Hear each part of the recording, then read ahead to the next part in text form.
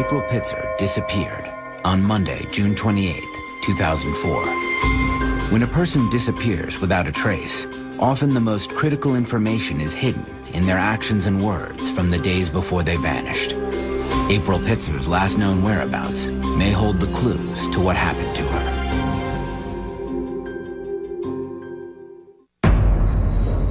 A former model and mother of two plans a homecoming after 6 months in the Mojave Desert. She had real high hopes and she was so excited. She wanted to go see her kids. It was time for her to leave. But she never makes it home. I said, something has happened to April. April's gone. They've done something with her. A harrowing tale begins to unfold. A person made the comment that I know where she's at. She's in a hole. If somebody gets rid of somebody out here in the desert, it's rare they're ever found.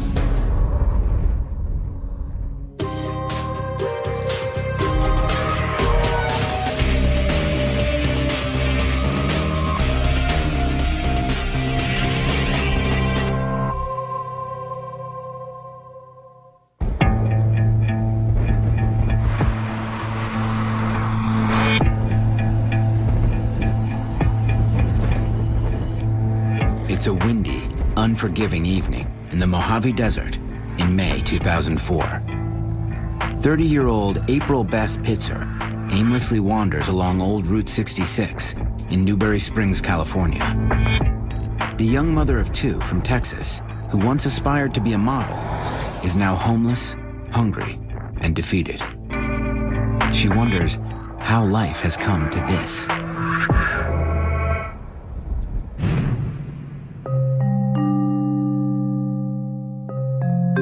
Just 4 years earlier in Fort Worth, Texas, April Pitzer was living the life that dreams are made of. Chase loved April. He loved her very much, and she loved him. April's father-in-law bought him a beautiful new home, and I mean, they had it all. Married to Chase Pitzer and about to give birth to their first little girl, April's life is heading in the right direction. Then comes a knock on her door that changes everything. The DEA showed up at her residence in Fort Worth and told her she was coming back to Arkansas to be a federal witness. When April was 22 and living in Arkansas, she was arrested for driving while intoxicated. She agreed to become a drug informant rather than face DWI charges. Now, 6 years later, she is called upon to testify. With the help of April's testimony, dozens of convictions are made against major players in a methamphetamine drug ring. And she was never the same. She looked over her shoulder everywhere she went. Then she had Bradley.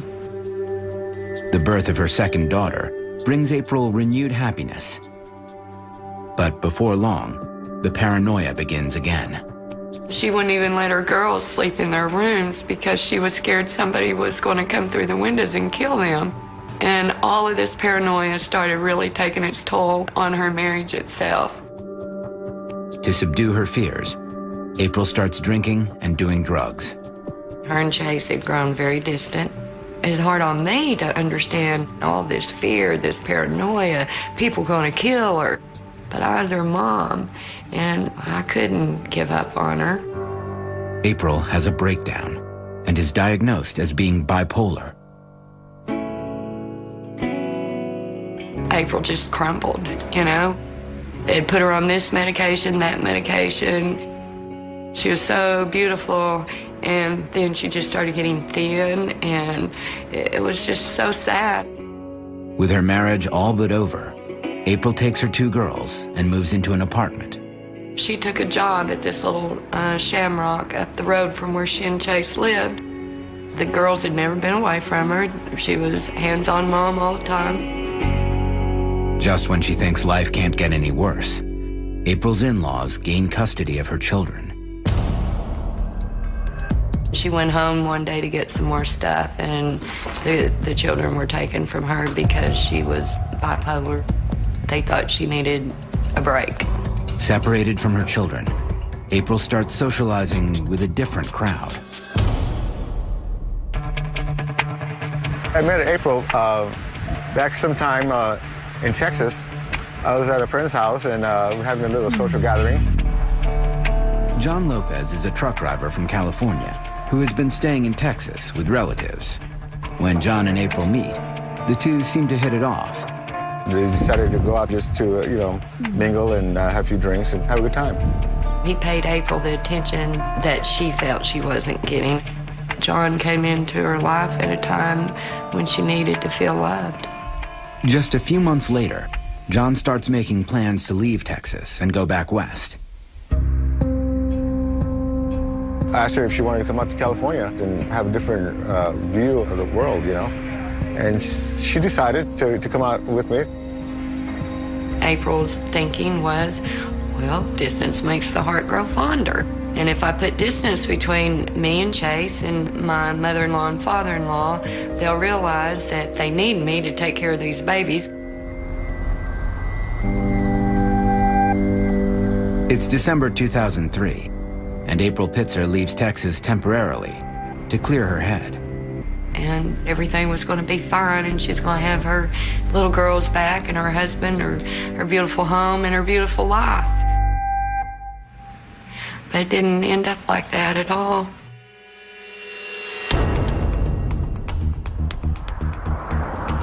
The Mojave Desert is at once enticing and dangerous. Home to the mines of the California Gold Rush, explorers and travelers alike have gravitated to the desert for decades in the hopes of realizing dreams at any cost. But once there, April realizes opportunities for an outsider are scarce. There's a lot of really good people who lived out here their entire lives, but for those people who are moving out here trying to get away from the city, there's not a whole lot of work out here. With so much space and little opportunity for legitimate employment, the desert can be a playground for criminal activity.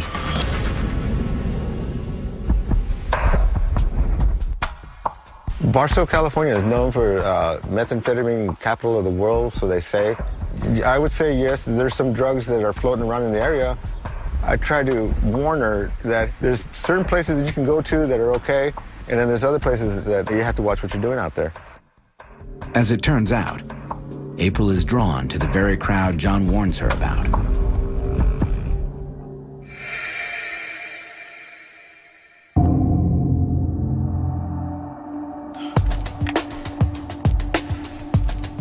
One night, at a party in the desert outside of Barstow, April meets a man who will change the course of her life.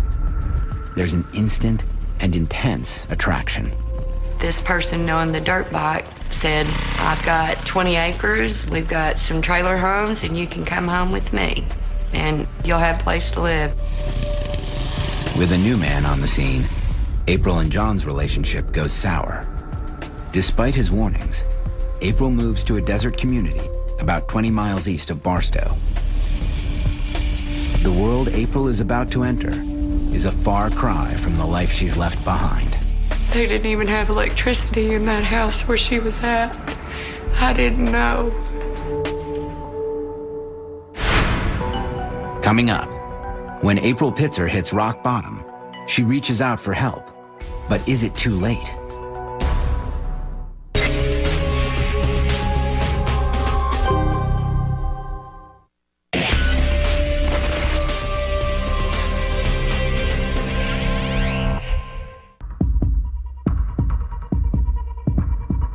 When April Pitzer's marriage fails and she loses custody of her children, she leaves Texas and takes a trip out to the California desert to regroup. But a few months after her arrival, April is introduced to an underworld of drug dealers and addicts. Steve Wilkinson remembers when April arrived outside of Barstow in late January 2004.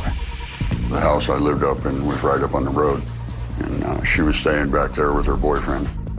A lot of people with criminal records living out there. Her boyfriend and his brother had been arrested quite a bit. I've been arrested a few times for drug cases, so there was a lot of activity. As a loving mother of two from out of town, April stands out among her new group of friends. She had that southern accent, a little different, not the normal for out here.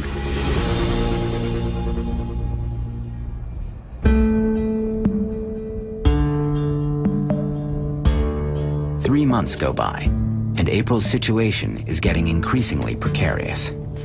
When she and her new boyfriend break up, April has nowhere to go. With no job and no money, April lives day to day, never knowing where she will eat or who will offer her a bed for the night. She has been lying to her mother, Gloria Denton, about her life out in California. I didn't know April was homeless and living from place to place. I thought that she had a job and everything was okay. But life is far from okay for April Pitzer. The desert is an ocean separating her from her children. She is depressed and doesn't know where to turn. She started walking down National Trails Highway. A man in a truck passes by and sees April in distress. He pulls over and asks if she needs help. And she just lost it, started crying, and told him her troubles, and he said, "I'm taking you home to my mama." April accepts the kind gesture and goes with the man to meet his sick, elderly mother, Barbara Killebrew. They become friends instantly. Both are lonely and seeking companionship. April was a caregiver. That's all she ever did, you know? I mean, she took care of people. Taking care of Barbara reminds April of the life she left behind, one she desperately wants to get back to. Barbara told her, "Your mama needs to know the truth." And April called me, and it was the hardest phone call I ever took. April tells her mother about the dark road she has traveled. I was shocked. And she said, "Mama, I just didn't want you to worry." She said, "I was just so ashamed, you know?" April also says she wants to come home.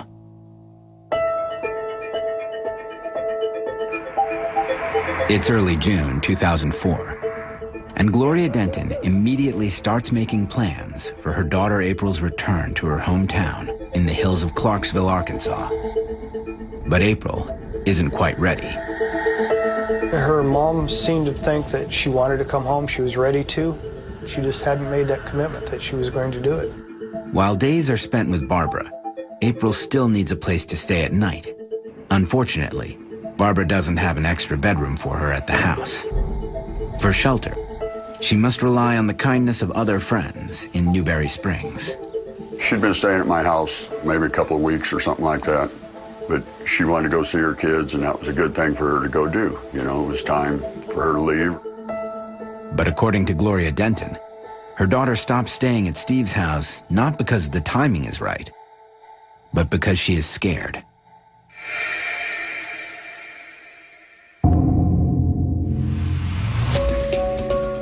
She called me and told me that she ran into this person out there. In a strange twist of fate, the past has finally caught up with April Pitzer. She met a girl out here and found out that she knew who she was from back east, because I guess April was a federal informant back there. And it was on that case that this girl's husband went to prison. There was the girl and her husband that she testified against in the state of Arkansas 7 years later. How's that happen? According to Steve, when April realizes who this woman is, she overreacts, calling too much attention to her past as a drug informant. After all, many of her new friends have made their careers off the drug trade. She kept wanting to apologize and say how sorry she was, but the girl didn't want nothing to do with her. Just leave me alone, you know, go away, it's over. All the years of fear and paranoia are finally substantiated. I said, "Oh my God, April, you gotta get out of there." I said, "You're gonna die." Steve Wilkinson was in federal prison on drug charges at the time of those convictions. He remembers the case that April testified in that broke up a major drug ring. 32 people went to federal prison over it. There was chemicals being bought back east, brought out to California for the manufacture of methamphetamine. There were a lot of drugs being sold back there from out here. A lot of people got caught up in it. Steve is baffled that the woman whose testimony helped make the convictions ends up in his home in California. That's just like the needle in the haystack, how she could ever land in a place like this and end up in a circle of the people that were involved in that case. It was real strange. Gloria wants to wire April money for a bus ticket immediately, but April tells her to wait. I was moving from Texas to Clarksville during that time. She said, Mama, when you bring all your stuff back from Texas, I'll come to Arkansas, and that way I can help you unpack. I said, okay. In the meantime, she persuades April to go somewhere safe. I said, April, is there somebody that you trust where you can stay? And she said, Uncle Chuck.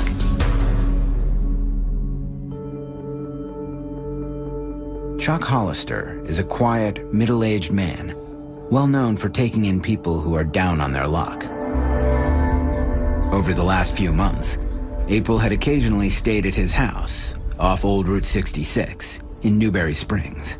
She said he's got a nice house and everything, and he's got reliable transportation, and I can go there. I said, okay. I took her out on Wednesday and dropped her off in Newberry Springs at Chuck's house. April is just days away from returning to her mother and a place where she will finally feel safe. She had real high hopes, and she was so excited, you know, oh, Mom, I'm coming home, I'm coming home. But 1 week later, when Gloria tries to reach her daughter in Newberry Springs, April is nowhere to be found. I started calling Chuck because that was the only number I had. When it rang, it rang, it rang, rang, rang. Never could get him, never could get him. Coming up, police track down a witness who thinks she knows what happened to April. What they learn is chilling.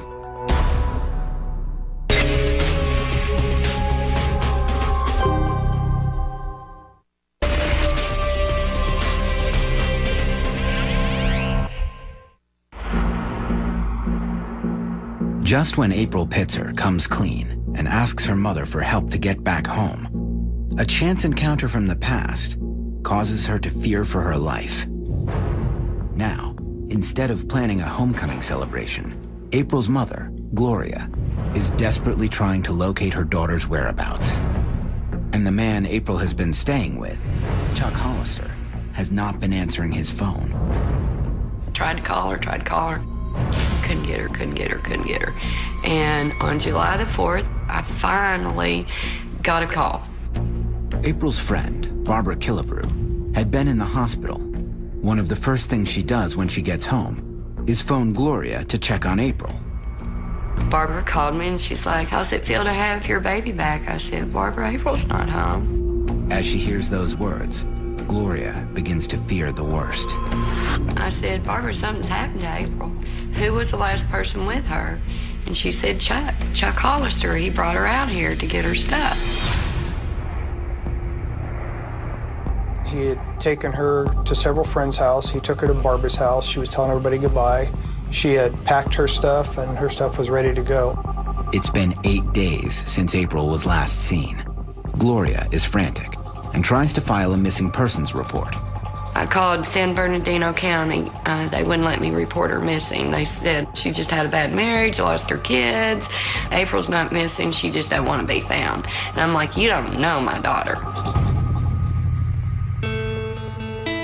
Gloria and April have a special bond as mother and daughter. Everybody thought we were sisters, you know. She was my friend, she was my daughter, she was my everything. When April was just 3, Gloria Denton lost custody of her 2 children to relatives. I was 19 years old, and they thought I was too young to be a mother. For the next 15 years, Gloria fought relentlessly to get her children back. Refusing to lose touch, Gloria and April maintained a close relationship over the years. Her cards, they tell the story. She loved me very much, and I loved her. When April is 17, she finally moves home to be with her mother. We were inseparable, absolutely inseparable. And April said it so well. She's like, Mama, now we have forever, and nobody can ever separate us again.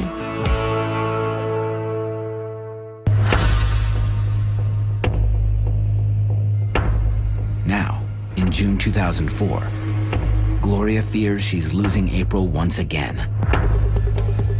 Days pass and still no sign of her daughter, and no word from Chuck Hollister.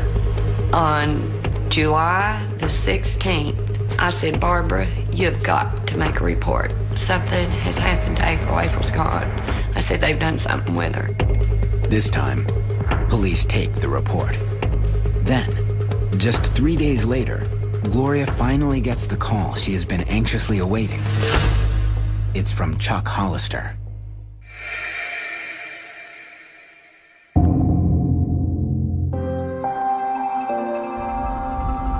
And finally, he called me back, and he's like, oh, I'm sorry that I've not been in touch with you. He goes, I've been moving a friend to Oregon. And I said, Chuck, where's April?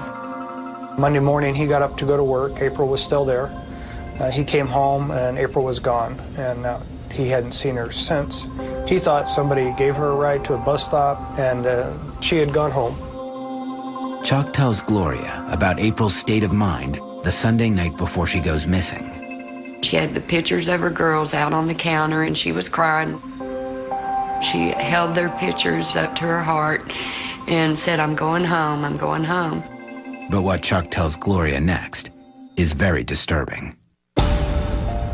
Chuck said that a couple of her bags were still there on the property. Oh, it's all here. He said, there's her little white suitcase, there's her backpack.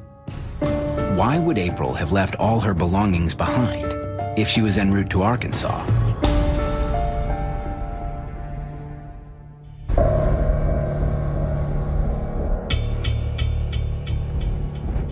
When a month passes and there's still no word from April, investigators begin to search the area. Missing person flyers were made up and posted throughout Barstow, Daggett, Yermo, Newberry Springs. The strategy works. On September 9th, 2004, a Barstow City transportation employee alerts police to a comment from a bus rider. A person getting on a local transit bus, seeing the flyer at the bus station, made mention that she knew that person, knew April, and made the comment that, I know where she's at, she's in a hole. It's an ominous, disturbing clue. Police track down the witness for further questioning. She denied saying that she was in a hole, but she did tell me that she was at a party, and somebody at the party, she couldn't remember who, said that April was dead and in a mine shaft. Detectives have a lead at last. But the fact that there are over 20,000 mines in San Bernardino County alone is daunting. Deputy Coroner and Missing Persons Coordinator David Van Norman is all too familiar with the area in question. The desert is vast, and it really doesn't help to say that somebody might have been placed into a mine in light of the fact that there are literally thousands and thousands of mines. We're between Nevada state line, a major freeway into Vegas off the 15 freeway. We're not that far from LA. If somebody gets rid of somebody out here in the desert, it's rare they're ever found. We seem to be a dumping ground sometimes. But it's not just the witness's testimony that leads investigators to believe April has been killed and buried in the desert. That same week, in early September, another piece of evidence comes to light, this time from a truck stop 800 miles away in a neighboring state. A note was written up in Oregon at a truck stop, men's bathroom wall, that said, looking for missing girl from Arkansas, 3 miles east of Barstow, I-15 freeway.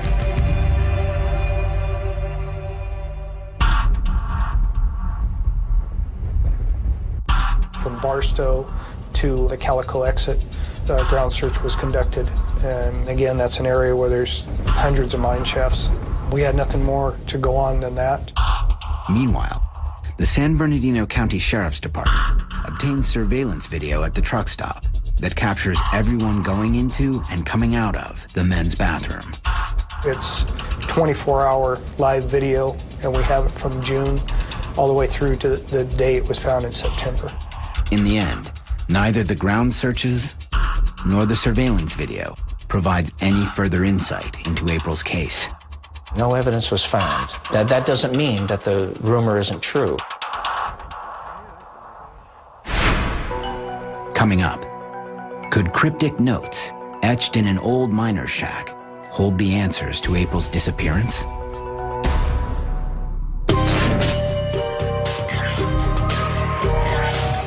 Get more Disappeared online at investigation.discovery.com.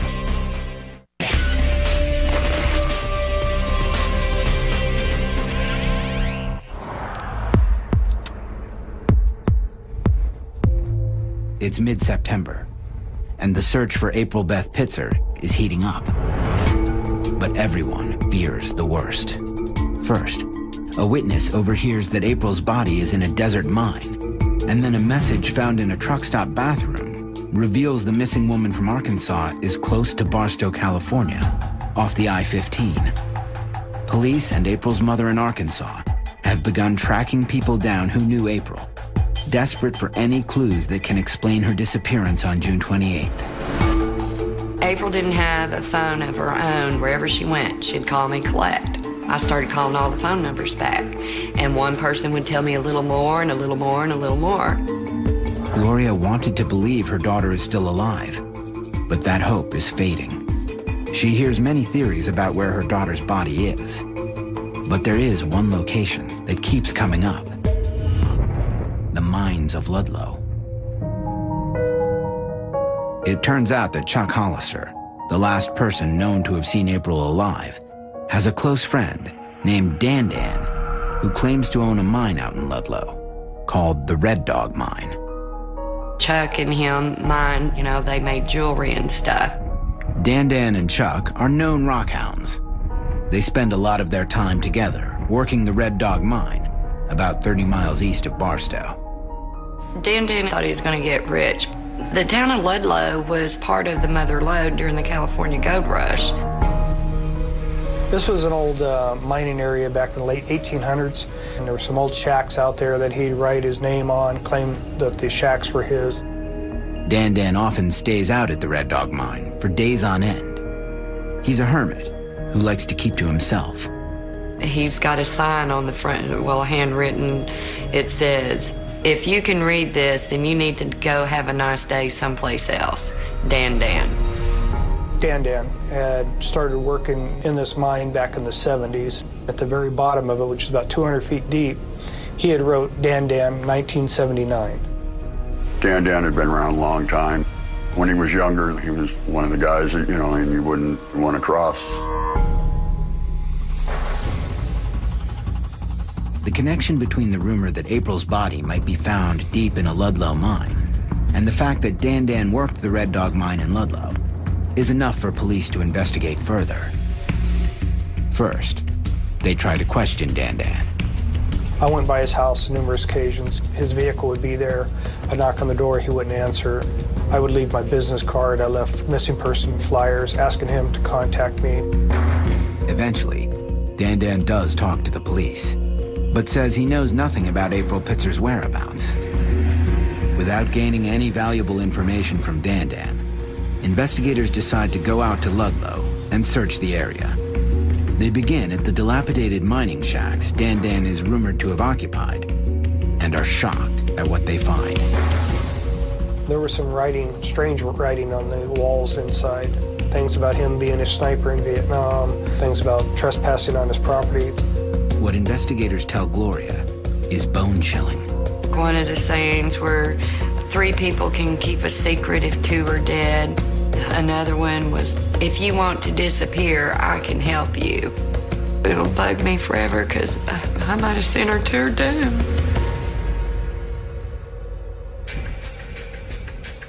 If Dan did actually write these things, was he referring to April's disappearance? Perhaps the Red Dog Mine itself will hold the answers.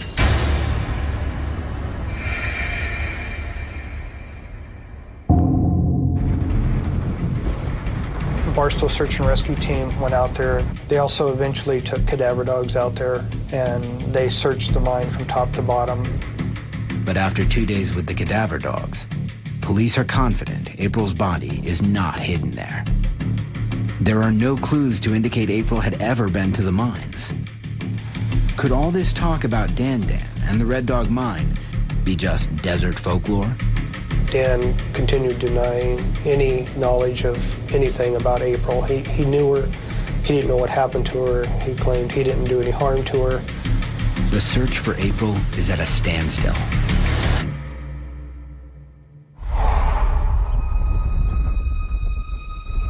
Then, a new and disturbing clue surfaces.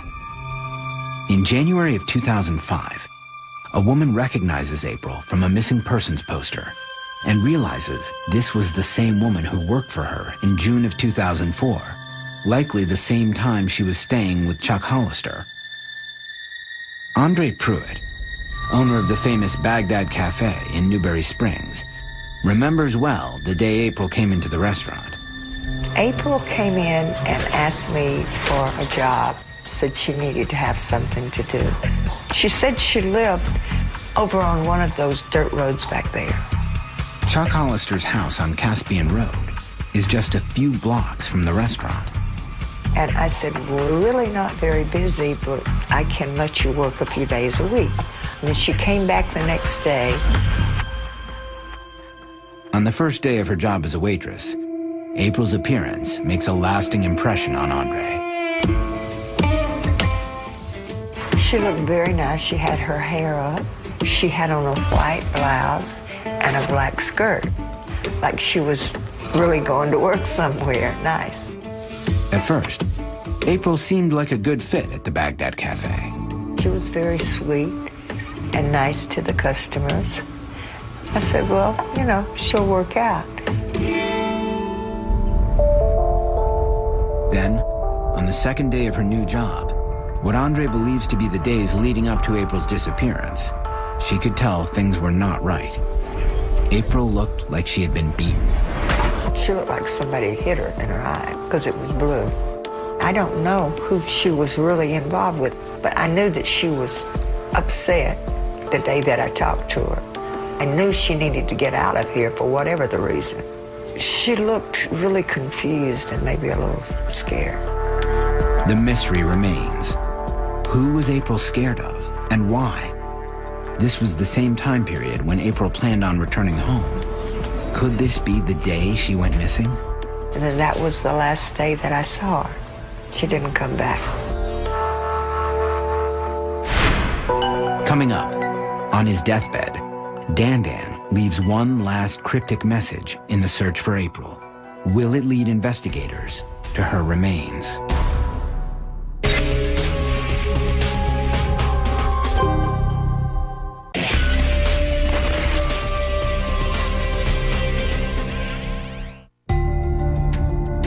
Six months after April Pitzer is last seen in Newberry Springs, California, her mother and police have tried to piece together what might have happened to her. Following two disturbing leads, investigators search the Red Dog mine for her body. When the deputy coroner learns of April's case and hears the rumor that she could be hidden in a mine, he calls a friend for help. I assisted by making contact with the local desert lore historian. He knows that desert like the palm of his hand, and he had been called to keep his eyes out for April. Finally, a year and a half after April went missing, there's a break in the case.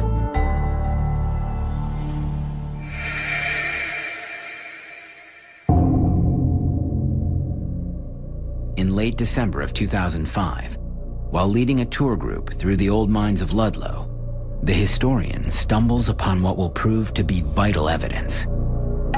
He went in one of the old abandoned shacks and he seen women's clothing and he said, stop. He said, we gotta leave here. Hoping to be able to identify the clothes as April's, Gloria is on the first plane out to San Bernardino County in California. This is the first time Gloria Denton will confront the people and places associated with her missing daughter. I just dropped to my knees when I got out there and I seen it. Just vast sand, hills, desert, shacks. Gloria remembers how April described the desert in one of their last conversations. She said, Mom, it's a dog-eat-dog world out here. You do what you can to survive. And when I got out there, I knew what she meant.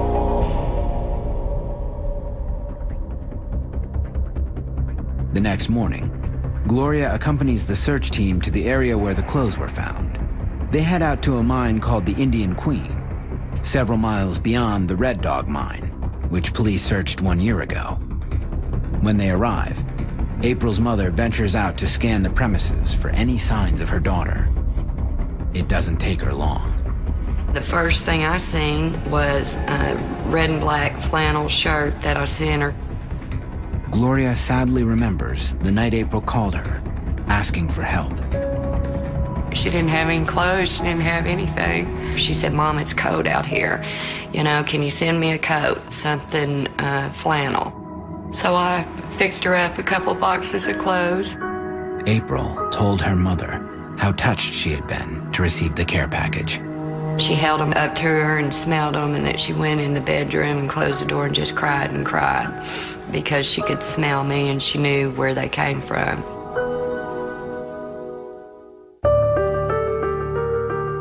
After a thorough search, investigators feel confident April is not at the Indian Queen. But April's mother does not want to give up. Although the Red Dog mine was searched by police 1 year ago, Gloria wants to see it for herself. She asks the coroner, David Van Norman, to take her there. She shudders at what she finds.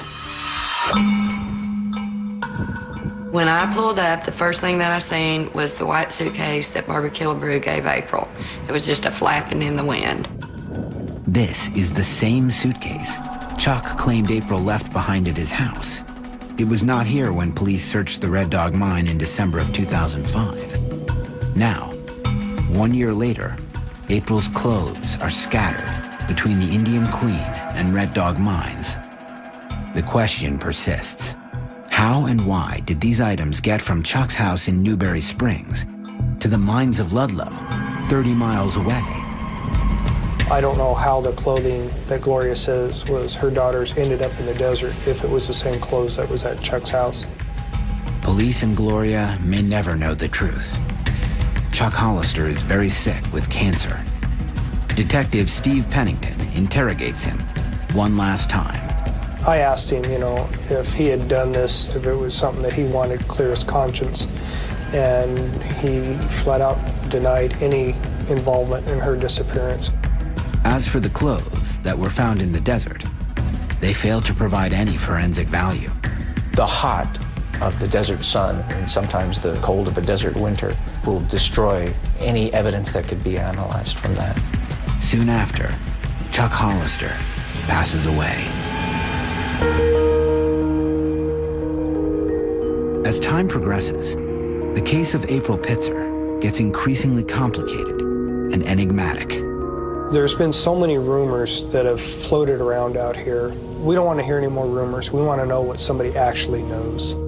At first, I was real hopeful, and you get people telling you all these different things. I finally threw my hands up, and I'm like, look, April didn't die that many times. She wasn't killed that many ways, and she can't be that many places.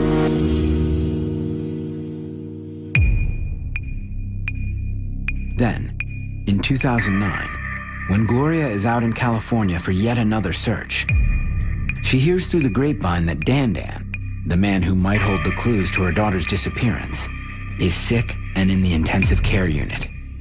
I'm like, oh my God, I've got to go see this man. He can't die. I could never rest if I'd been out here and I don't go talk to him. With April's missing person picture on her t-shirt, Gloria Denton confronts the man she believes is somehow involved in her daughter's disappearance. And he looked at me and I said, Dan, I'm Gloria, I'm April's mom.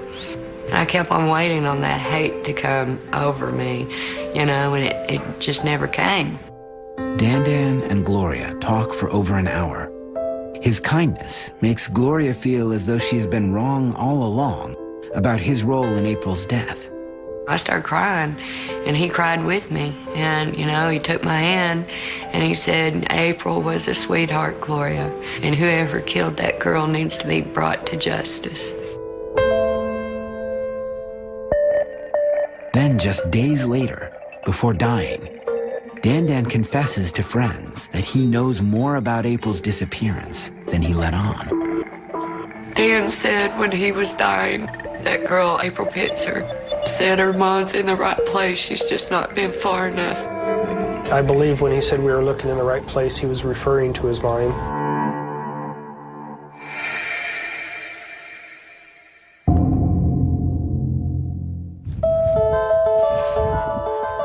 In March 2010, a team of volunteer mine enthusiasts take Dan's words seriously. They have the capabilities of rappelling 3,000 feet deep into mines. If April is farther down in the Red Dog mine, they will find her. I copy you, Mike. I'm gonna start heading down. Okay. On rope! Clear.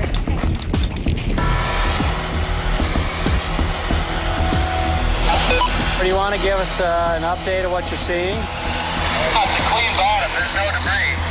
It's just a clean bottom. Once again, the search reveals nothing new.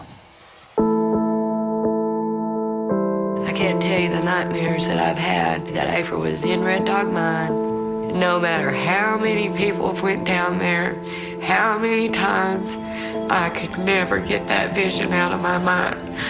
But this time I went, and now I know. You know, she's not down there. In the 6 years since April went missing, there have been dozens of searches, and not one has gathered a shred of new evidence. Yet investigators and a team of dedicated volunteers persist, largely because of April's mother's tenacity.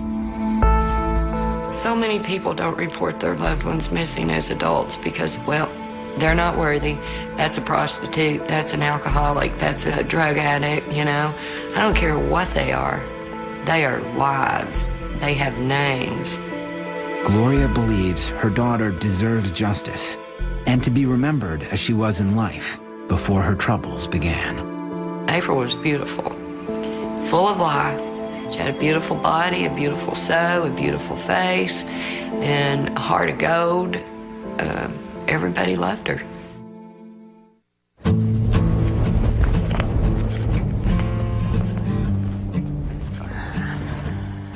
I so believe she's here. You know, I have peace that April's with the Lord. And one thing for sure, nobody can hurt her, nobody can take her from me, and she doesn't have to be afraid. I just wished our time together would have been different. But it'll be okay, because we'll do it again. I wish she'd just come running up over the horizon. Say, Mom,